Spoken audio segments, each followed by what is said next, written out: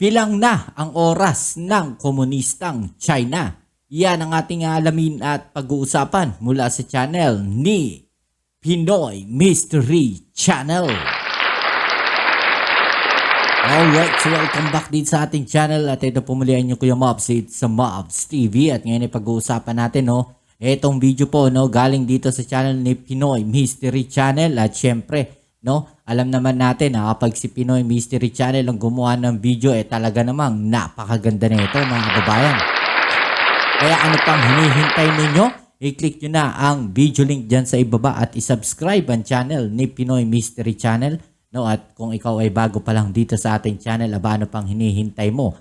I-click mo na ang like button dyan sa ibaba. I-like mo na ang ating video ngayon at i-subscribe mo na rin ang ating channel. Pati na rin ang notification bell para ma-update kayo palagi sa mga latest video uploads natin. Alright, so huwag na natin patagalin. Umpisa na natin to.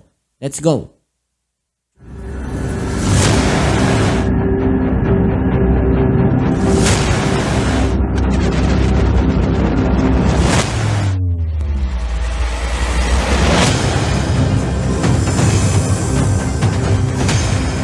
Partido Komunista ng Bansang China ang pamunuang nagasik ng lagim sa West Philippine Sea ng angkin ng teritoryo, ng haras ng mangingisda at nangagaw ng mga isla. Walang makapalag noon dahil sa ito ay ang may pinakamalaking hukbong pandagat sa buong mundo. Kapangyarihang tila walang katumbas. Hanggang kailan mangingibabaw ang lakas komunista?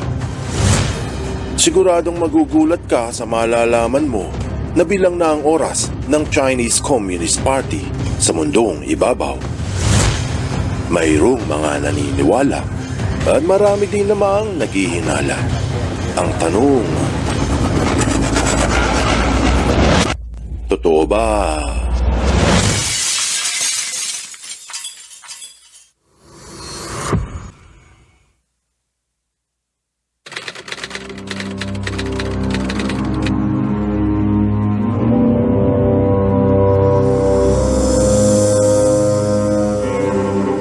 Sobra na sa 100 taon mula nung simulang mabuhay ang kauna-unahang pamahalaang komunismo sa bansa ng Soviet Russia. Kaila sa marami, nang nag-impento ng ideolohiyang komunismo ay isang Hudyo na nagngangalang Karl Marx. Panahon na apektado ang politika sa Alemanya dahil sa kapitalismo. Ang hindi patas na pagtrato sa mga manggagawa ang nagtulak upang isulong ang kaisipang komunista na from each according to his ability, to each according to his need. Ibig sabihin, iambag sa lipunan ang iyong kakayahan at mapupunan ang iyong pangangailangan. Ideolohiyang umantig sa puso ng mga manggagawang nais makaahon sa hirap at makatamo ng pantay-pantay na pamumuhay. Walang mayaman at walang mahirap. Subalit ideolohiyang peligro kung mapapasa kamay ng ganid na politiko. Ang komunismo ay dinala ni Vladimir Lenin sa Russia upang labanan ng namumunong dinastiya. Iyan ang unang motibo. Matapos ang Russian Revolution mga taong 1922, nung hinirang ang unang pamahalaang komunista, at ang Russian Republic ay naging Russian Soviet Federative Socialist Republic. Ikinalat ng mga Russian Bolsheviks ang adhikain sa iba't ibang bansa. Mula noon, naging komunista ang bansang Hungary, Yugoslavia, Albania at marami pang iba. At nabuo ang tinawag nilang Communist Bloc sa Europa at naging Union of Soviet Socialist Republics o USSR. Bukod sa Europa, naimpluwensyahan din ito ang mga nasa Asia at Africa. Bagamat naunang kumalat ang komunismo sa China, taong 1948 naging komunista ang North Korea. 1949 doon lang sumunod ang China. 1959 sa bansang Cuba, 1969 sa Somalia, at 1975 nanalo ang mga komunista sa Vietnam. At muntik na rin po na maging komunistang bansa ang Pilipinas po. 'Di ba? Alam niyo naman na yung history po niyan, 'di ba? Hanggang sa ang komunismo ay naging pinakamakapangyarihang kilusan sa kasaysayan ng mundo. Siyempre, magandang balita ito para sa USSR. Pero hindi maiaalis na kahit anong klase ng pangarap, minsan nahahantong sa mapait na bangungot. Bago pa dumating ang mga taong 1980s, nagkakaroon na ng lumot sa loob mismo ng mga partido hanggang sa isa-isang pumlakda. Taong 1989 sa Poland at sa Czechoslovakia, natalo ang grupo ng mga komunista. Sa taong ding iyon, bumagsak ang partido sa Romania. Tapos, nabuwal ang Berlin Wall na humahati sa East at West. Taong 1990 sa Alemanya, napatalsik sa pwesto ang mga komunista. At sa taong ding iyon, natalo sila sa Hungary. Taong 1991, humiwalay ang Ukraine at Belarus sa samahang Soviet at nalusaw ng tuluyan ang Eastern European Bloc. Ganun pa man, marami ang naniniwala noon na dahil sa napakalakas na mga Ruso, hinding-hindi matatalo ang mga komunista sa Russia. Tumumba man ang lahat, magunaw pa ang Europa, o malusaw ang buong mundo, hinding-hindi kailan babagsak ang komunismo. Iyan ang akala nila. Sa ikinagulat ng marami, sa pag-alis ni Gorbachev, ang sentro ng komunismo ay nabiyak at tuluyang nalusaw ang USSR. Lumubog ang araw ng magiting na komunismo at hindi na muling sumikat pa. Kaya maraming katanungan ang umusbong, kasama ang kung ano ang tunay na dahilan bakit bumagsak ang matatag na komunismo sa Russia at sa Europa. At ano ang kinalaman ng pagbagsak nito noon sa katayuan ng bansang China ngayon. Marami ang naniniwala na dahil sa magulong politika ang dahilan sa pagbagsak ng komunismo noon. Pero hindi lahat ay naniniwala sa teoryang ito dahil hindi ba ang magulong politika ang rason bakit ito dinala ni Lenin sa Russia upang mapatalsik ang dinastiya ng mga Tsar. Mayroon namang pagsusuri na nagpahayag ng dahilan sa pagkalusaw ng komunismo. Ito ay dahil sa pagbagsak ng ekonomiya sa Europa. Subalit mayroong hindi sang-ayon dito dahil sa panahon ng kahirapan na buhay ang komunismo at doon lumaganap. Hindi nila mawari na ang tunay na dahilan sa pagbagsak ng komunismo sa Russia at Europa ay ang mismong ideolohiya ng komunismo. Yun ang problema, no? Pagka lahat magagaling, no? Yun ang nagpapabagsak sa isang samahan, diba?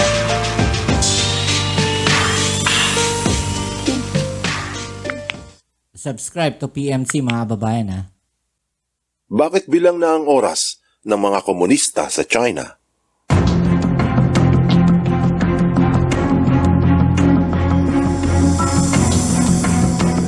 Bago natapos ang taong 1991, ang dating pinakamalakas na samahan na sa ikalawang digmaang pandaigdig ay mayroong mga 11 milyong mga sundalo.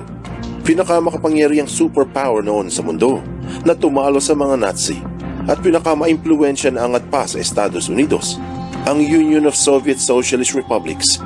Pero ito ay nabura sa mapa. Paano ito nangyari?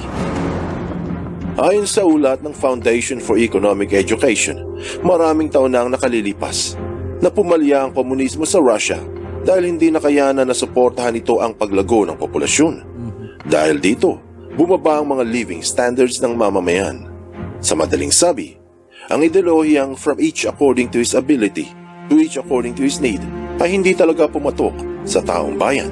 Bakit kamo? Kung susuriin ang tenet o prinsipyo ng komunismo na pantay-pantay na pamumuhay, walang mayaman at walang mahirap, iyan ay problematic. Sino ang magpapasahod sa mga mahihirap? Sino ang mamamahala sa mga transaksyon? Ang likas sa ugali ng tao na umasenso at mamuhay ng maayos ay binabara sa komunismo, parang pressure cooker na gustong sumingaw. Ang balita sa Nikkei Asia na lumilisan paalis ng China ang maraming milyonaryo. Sobra nasa 10,000 mga milyonaryo ang nag-exodus dahil sa sobrang higpit ng mga komunista at pumupunta ang mga ito sa mga bansang demokratiko. Kung talagang mabuti ang kalakaran ng mga komunista, bakit ito nangyayari? Siguradong mabubulabog ang iyong pagkatao kung sasabihin sa iyo na ang mga miyembro ng Partido Komunista mismo ay mga bilyonaryo din. So yung iba kasi sinasabi nga nila no na masyado silang nasasakal no doon sa batas no na ini-implement po ng Communist Party ng China, no? Kaya yung iba po ay umaalis at nababalitaan din naman natin yung mga pangyayari na yan, 'di ba mga kababayan? Na yung mga mayayaman na mga milyonaryo po ng mga Chinese, no, hinahabol pa rin nila, 'di ba? Pero tinatago lang nila ang kanilang yaman sa ibang bansa. Sabi sa BBC nahuli sa Panama Papers ang ilang pamilya ng mga miyembro ng Partido Komunista na nagtatabi ng pera sa bangko ng ibang bansa. Kaya kung talagang maganda ang kalakaran ng komunismo, bakit sa mga bansang demokratiko sila nagtatago ng pera? Ang ulat sa World Inequality Database ng isa sa dahilan ng hindi pantay-pantay na pamumuhay ng mga inchik ay dahil sa mga mayayamang miyembro ng Partido Komunista. Hindi patas ang distribution ng kayamanan. Mantsakin mo, pati ang pamahalang komunista ay hindi kayang sunurin ang prinsipyo mismo ng kanilang komunismo na from each according to his ability, to each according to his need. Siyempre, kasi pinaghirapan nila yun eh. Diba? Tapos isi-share mo doon sa ibang tao. Diba? Wala namang masama nun na tumulong tayo sa mga kababayan nating mahihirap. Pero yung buong yaman mo, no, isi-share mo sa lahat. No, pinaghirapan mo yun. No? So, siyempre, maraming mga tao na ayaw ng ganong sistema. Diba? Pinaghirapan mo nga yun eh. Pinaghirapan mo yan para gumanda yung buhay mo. Tapos isi-share mo sa iba. So, ano mangyayari sa'yo? Diba? Tapos, pinipilit nila ito sa naghihirap na taong bayan. Kaya marami ang naniniwala na ang ideolohiya ng mga komunista ay ginagamit lamang upang itago sa mundo ang kanilang korupsyon. Ang komunismo ay, di umano, isang front lamang. Hindi ba yan din ang sitwasyon ng New People's Army sa Pilipinas? Ang balita ng Philippine News Agency na ang mga pinuno ng CPP-NPA sa Pilipinas ay mga milyonaryo at ginagamit lang ang mga nalolokong gerilya. Isa pang dahilan kung bakit bumagsak ang komunismo sa Russia at Europa ay hindi lamang sa kayamanan. Ang pahayag sa history na tinanggal ni Stalin ang relihiyon sa Russia dahil sa mismong pahayag ng ama ng komunismo na si Karl Marx. Sinabi nito na communism begins where atheism begins. Sa madaling sabi, ang simula ng komunismo ay kung saan wala nang paniniwala sa Diyos. Ayan, ang mismong inventor na ng komunismo, ang ama ng mga komunista ang nagsasabi na nabubuhay ang komunismo kung walang paniniwala sa Diyos. At ito ang ginagawa ngayon sa China. Ang ulat sa Heritage na mas tumitindi ang pagtugis ng China sa mga relihiyon, pati brainwashing sa mga Kristiyano ay nagaganap. Kung pag-iisipan, maraming miyembro ng New People's Army sa Pilipinas ang naniniwala na may Diyos. Dahil base sa World Socialist website, na tinanggap ng Partido Komunista sa Pilipinas ang relihiyon ng Katolisismo. Pero ito ay binagbabawal sa komunismo. Bukod dyan, saang bansa pumunta si Joma Sison, pinuno ng mga komunista? Hindi ba sa demokratikong bansa ng Netherlands? Kung mas maganda ang palakad ng komunismo, bakit hindi siya pumunta sa mga komunistang bansa ng China o North Korea? Bakit kaya? Food for thought. Patunay na ang komunismo ay hindi bagay sa pamumuhay ng tao ngayon na may likas na paniniwala sa lumikha at may likas na pagnanasa na mabuhay ng malaya. Mukhang hindi natuto ang mga Chino sa aral na nakuha ng mga taga-Europa noon na nung bumagsak ang komunismo, ang mga ito ay hindi na nagbalik pa. Kaya ayon sa mga eksperto, bilang na ang oras ng mga komunista sa China. Pati balita ng NDTV na si Xi Jinping ay nangangamba sa pagbagsak ng mga komunista sa China. Sa harap ng tila makapangyarihang mukha nito ay nilulumot ang loob. Anong aral ang mapupulot dito? Napagtanto na ang impluwensya ng komunismo ay malakas noon, pero napatunayan din na ito ay hindi angkop sa pamumuhay ng tao ngayon. Pinigil ng ideolohiya ang likas na kalooban ng bawat nilalang kung saan mayroong paniniwala sa lumikha at buhay na malaya. Huwag kalimutan, ibong sa hawlay ikinulong ng mahigpit. Kapag nakawalay, hindi na babalik. Buksan mo ang iyong isip at hayaang lumalim pa ng lubusan ng iyong pangunawa sa mga kasaysayang kapupulutan ng maraming aral. Tandaan, katotohanan ng susi sa tunay na kalayaan. Alright, so yung mga babayan, no? So kayo, anong opinion ninyo? Anong masasabi ninyo dito sa video po na ito, no? Ni Pinoy Mystery Channel? Well, sa totoo lang, no? Hindi talaga uubra na yung ganyan dahil nga yung paniniwala po ng mga komunista. 'Di ba? Dahil nga kung sa naghihirap lang, no, yung mga kababayan natin, no? Gusto rin nilang umasenso sila, no? At yung mga umasenso naman na, no, ng mga tao, no, hindi naman para i-share nila lahat yung kanilang kayamanan diyan sa mga mamamayan. Paano nga naman kung may tatamad-tamad diyan? No, tutulungan nyo na lang ng ganun na lang. Diba? Diyan din matututo sila na hindi na sila maghahanap buhay. Hindi na sila magtatrabaho. Hindi na sila kakayod marino. No, dahil alam nila, natutulungan sila. Pero ngayon, ang nangyayari, no, nagkakanya-kanya rin sila mismo. Alright? So, yan muli. Maraming salamat. Sa lahat ng mga patuloy na nakasuporta, shoutout sa lahat ng mga bago natin subscribers. Maraming salamat sa inyo. At sa mga hindi pa nakasubscribe, please don't forget to subscribe, like, share, comment dyan sa comment section. Kita-kits tayo sa ating next video. Ito muli ang inyong Kuya Mobs sa Mobs TV. Peace. I'm out.